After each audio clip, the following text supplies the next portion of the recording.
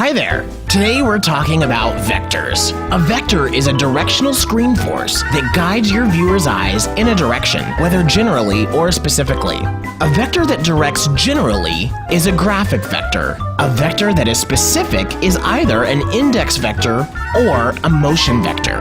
Graphic vectors are created by lines or an arrangement of stationary objects. Look at this shot of Alamo Square. Do you see the graphic vectors? See the street? The Transamerica Pyramid? The row of houses? They all guide our eyes in a general direction.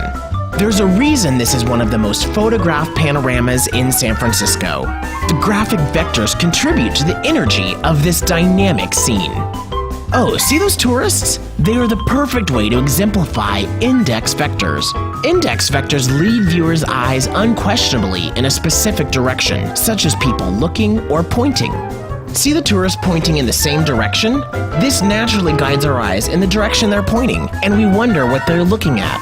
When multiple vectors point in the same direction, they're called continuing vectors. Now see them looking at one another? This leads our eyes inward, in the same direction they are looking. When vectors point in toward one another, they are called converging vectors.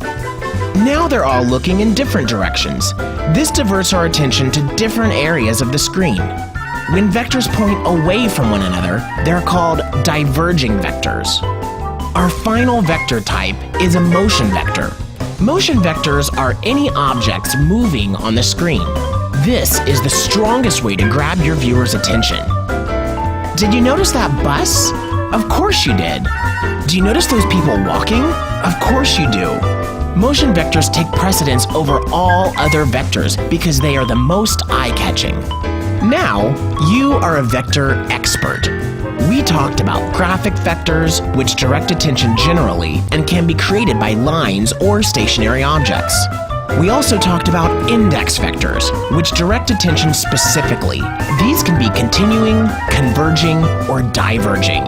Finally, we discussed motion vectors, which can be any moving object that directs attention in a specific direction. Now that you're a vector expert, you can use this information to enhance and clarify the message in your videos. Use vectors to manipulate your viewers' attention and make them see what you want them to see. And remember, rules are made to be broken. Now that you understand vectors, it's up to you to decide how to use them. Have fun!